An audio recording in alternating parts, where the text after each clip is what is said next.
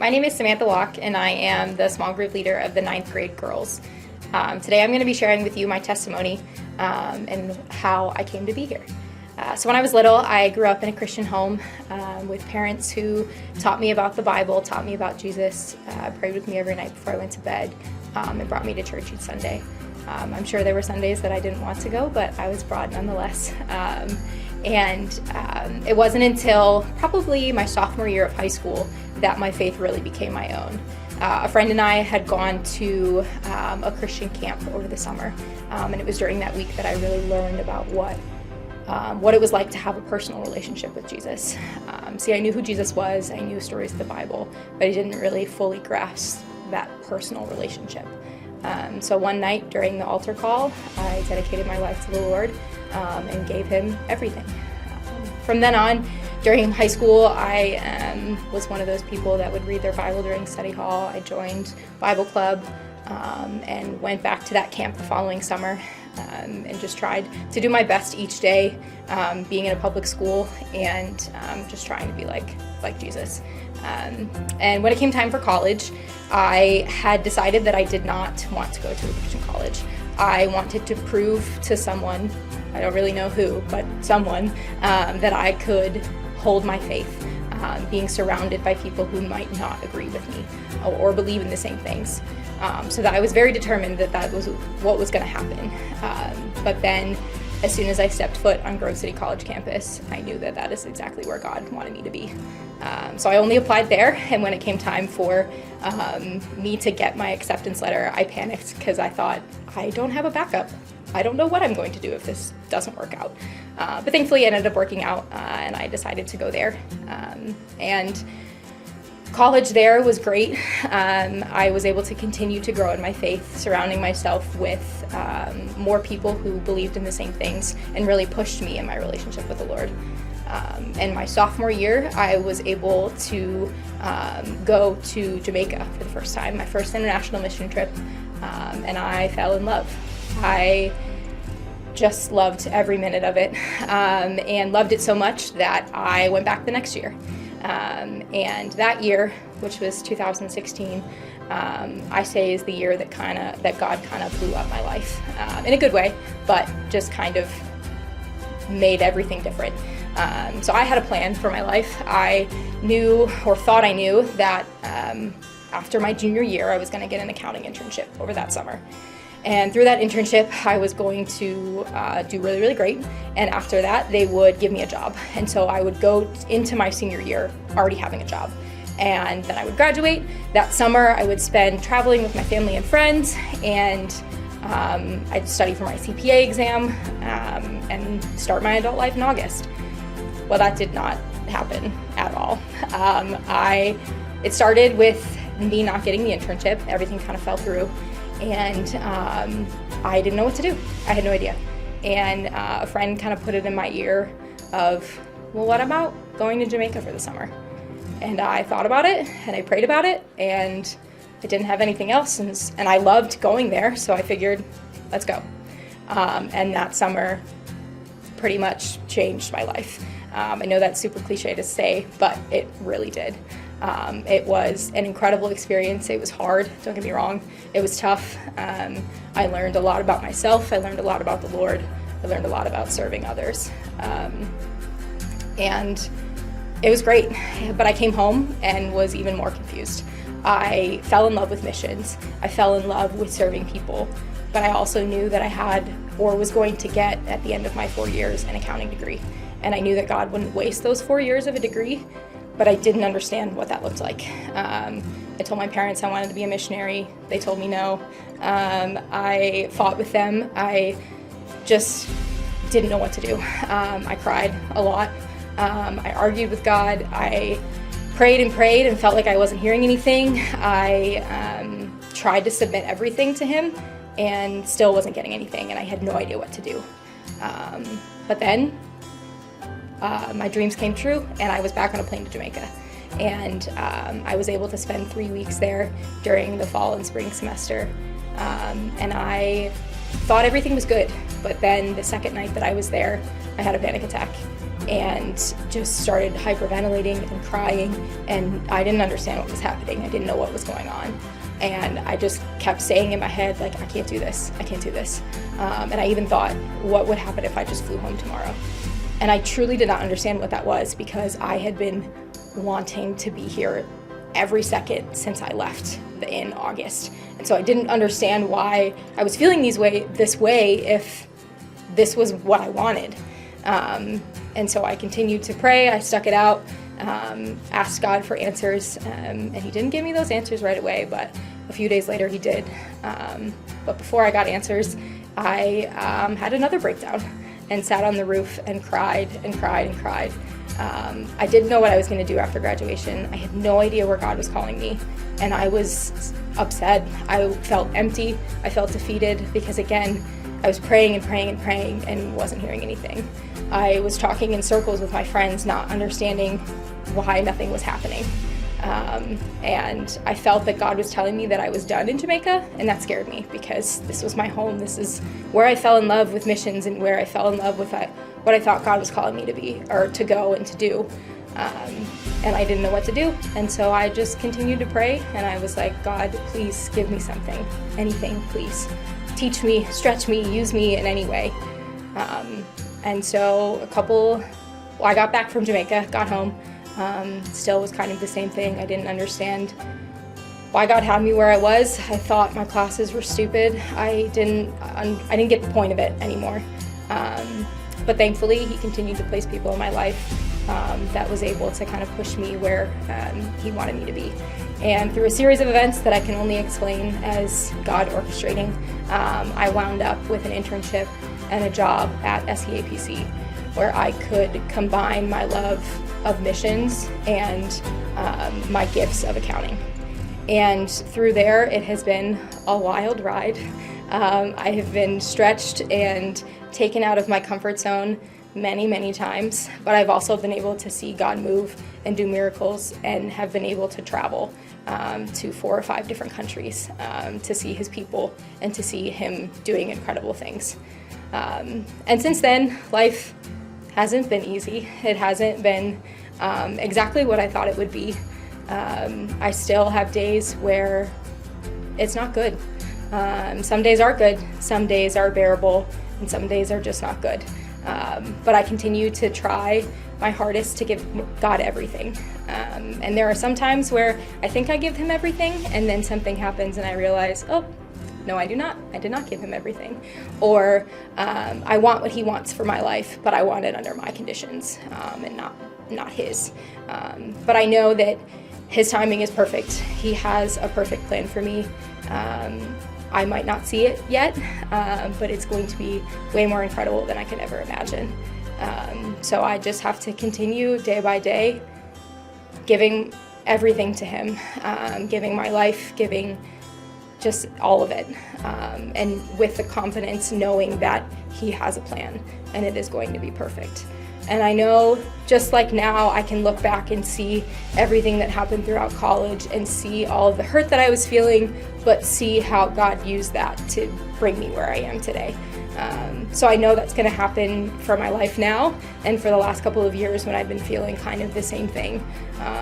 I know that I will be able to look back and see how God used every single moment to glorify him and to just show all that he is. So I'm just taking it day by day and just letting the Lord lead me wherever he has called me to go. My name's Alvin. Super excited tonight. And we're just going to kind of jump right into it. So Sam's story is, I was hoping for like this huge redemption, like, oh, I struggled with drugs or I was adopted, I don't know, but that's not what I got. I got Sam's story, which is probably one that we can all kind of relate with, growing up in a Christian home, I'm assuming. But it kind of spoke to me because Matt gave a message a couple weeks ago saying God has a plan for your life. So when I watched Sam's testimony, I'm like, this really lines up with what Matt was saying just a couple weeks ago. And this saying's true, but I want to change the wording a little bit to kind of fit what the idea that we have tonight. And instead of God has a plan for your life, and this is going to be our take-home point, is God has your life in mind for his plan. You see, I prefer this wording a little bit more because it takes the emphasis off of us and it puts the emphasis on who God is. And who God is God is perfect. God cannot, will not, and does not make mistakes. So with that in mind, his plan is always going to be perfect. And in the same way with Sam's testimony, she had a plan on paper. You know, she was going to go be a missionary. As a Christian, there's not really much of a more noble idea or something we can do than to go to another country and serve God in that capacity. But God said, no, I have a place and I have a plan and I need you to execute this. And it reminds me of a mosaic image. And if you don't know what a mosaic is, I Googled it. It's a big picture made up of a bunch of little pictures. We can go ahead and throw that picture up that we have, if you guys don't know what it is. There it is. Look at that cute little dog. But you can see there's a dog made up of a bunch of images of a little dog, or little images of a dog. And see, we have to look at life kind of like this. God has a mosaic or an image or a plan he's trying to achieve here on earth, and that's to redeem humanity from our fallen nature. So when we zoom in and we hone in on one image or one aspect of our life so much to the point, we can miss the big picture and what God's doing. And like in that mosaic image, if one of those images is off just a little bit or skewed just a little bit, that cute fluffy dog now has like a lazy eye or like a snaggletooth, or even worse, looks like a pug. So if you like pugs, I'm sorry. We'll pray for you after this. And it reminded me of a story in the Bible, and I'm sure it's one we all heard hundreds of times. A great man of God, tried to honor his king. His name's Uzzah, son of Abinadab. You guys know who I'm talking about, right? Yeah, like, we all know who Uzzah is. Uzzah is this great man of God. Well, if you don't know who Uzzah is a man who wanted nothing more than to obey God and obey his king. And his king was David. And David had gone through some wars, and in this time of his life, he said, I'm going to go retrieve the ark. I'm going to bring it back to Jerusalem. Because in the Old Testament, they believed the ark is where God resided.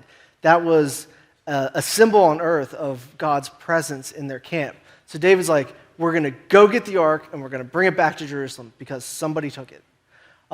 So they go out, they find it, and they start bringing it back. But see, the ark had rules. God gave us a set of rules for handling this because this was to believe God's indwelling. It had to be handled a certain way. And we see that in Exodus 25, 10 through 22. I'm not going to read it, but basically the gist of it is, because it's Exodus and it's talking about the ark, it's really wordy and weird. They had to put gold-plated poles into the ark, and the ark could only be carried by the priests at that time. And this is the way the ark was moved. So if you can imagine, when they had the ark in the wilderness, there's like 4 guys carrying this gold-plated ark around the wilderness for 40 years, just being like, what is going on? This is miserable. It's got to be a horrible job in my mind. But God gave them a plan. It says, this is my presence. This is my symbol to you of who I am. This is how it is to be done. So what did David do? He says, I'm not doing that. I'm going to be more efficient. I got a plan.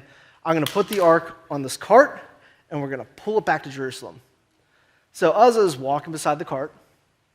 He's just doing his thing, like, I'm honoring God with this. I'm going to bring the ark back to Jerusalem because this is what we should be doing as God's chosen people. Well, here the cart tips. Uzzah reaches out to stop the ark. A noble plan. Stop God's presence from hitting the ground, and he falls over dead. You see, they had a plan. They wanted to execute their plan, but it wasn't God's plan. And it's just like that mosaic. They had the right idea, but it wasn't the right way. And whenever you shift that, you've now given that dog a lazy eye. You've given that the image isn't what God intended it to be. So later we find out David learns his lesson after a man dies.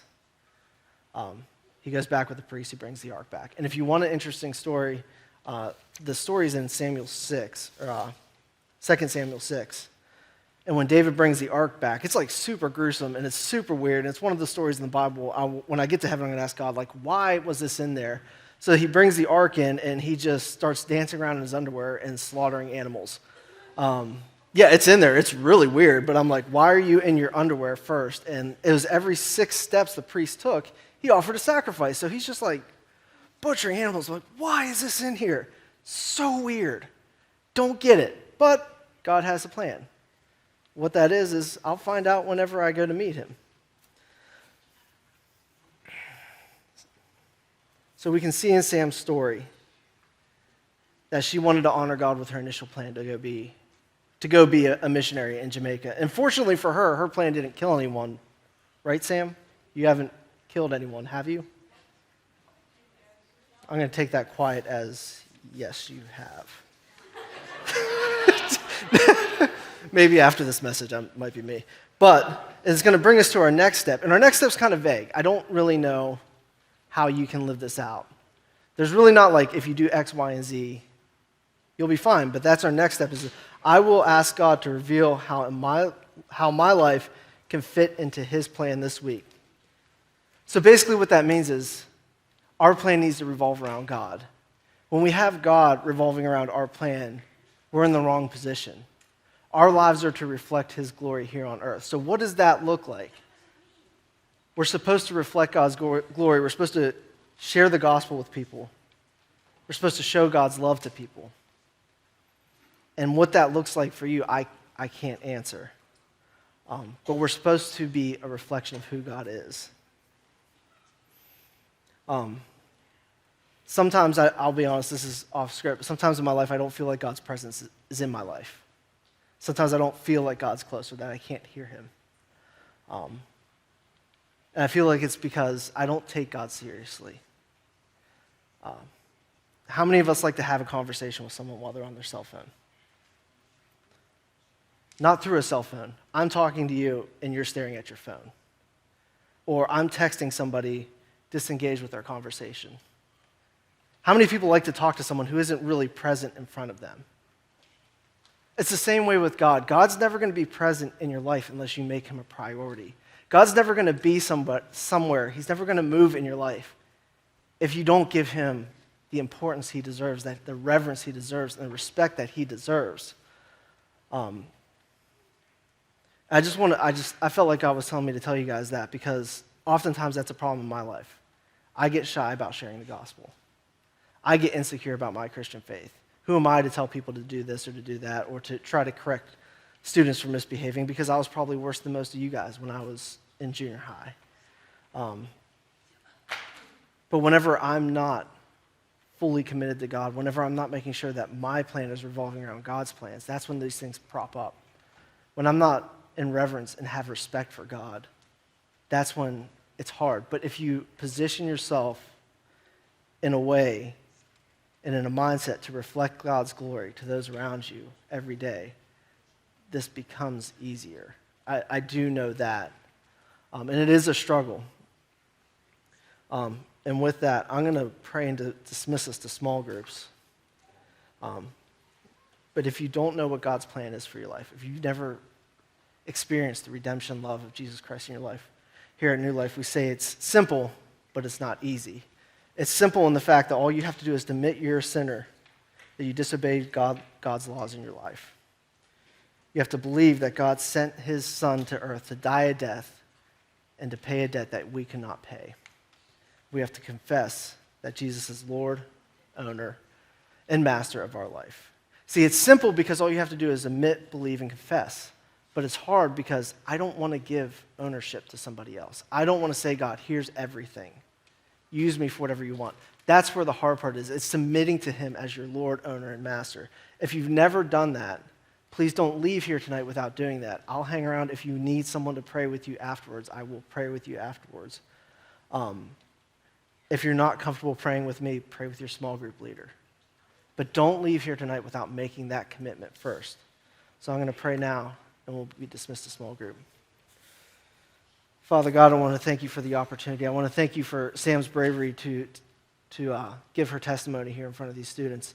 I just thank you for tonight the opportunity to speak to these students. I pray that your spirit would be present in small group.